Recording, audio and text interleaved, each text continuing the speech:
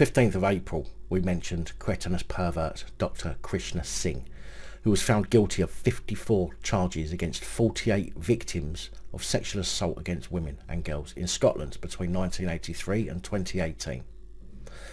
Well, surprise or not, another 4 women have come forward claiming that he abused them too.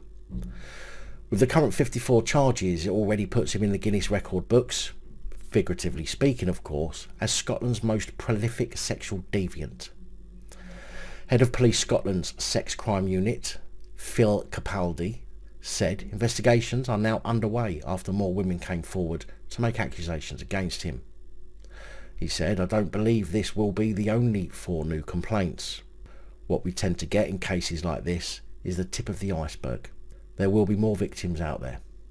Detective Superintendent Capaldi said the case was one of the most shocking and prolific Scotland has known involving a single abuser, and he encouraged any victims of Singh who had not reported attacks to contact the police. He said, "We would say to any victims, come forward, it's never too late. We will listen, we will investigate, and we will give you a voice." 72-year-old Singh targeted patients including 2 girls, 14 and 15, as well as pregnant women while working at Coatbridge Medical Centre in Lanarkshire. Singh denied the crimes during a 2-month trial at the High Court in Glasgow, but was convicted of 54 charges against the victims. The crimes mainly consisted of multiple sexual and indecent assaults, but he was found not proven on 9 other charges and not guilty on another 2. Now, although the offences mainly occurred at his medical practices in Lanarkshire, they also happened at the Accident and Emergency Department at a local hospital and a police station, as well as during visits to patients' homes. Even in his role as a police casualty surgeon, the sick fuck indecently assaulted a rape victim that he was forensically examining at Motherwell Police Station in March 2008. Capaldi said Singh's exploitation of the vulnerability of women who had been raped was shocking. If it wasn't bad enough with the victims in his practice, to then do the same to victims of serious sexual assault is absolutely horrific. He added, Singh has exploited his status as a doctor, abusing women he knew would be too intimidated to confront his predatory behaviour.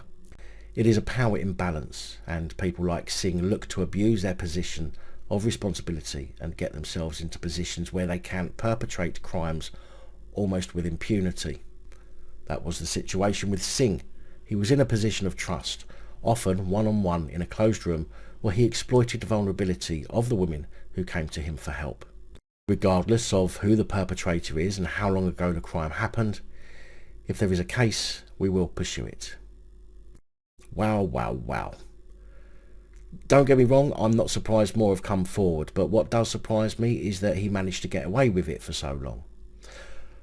Not everyone would have been too scared to report him, so there's got to be information somewhere on reports or investigations that were carried out by his employers or the GMC.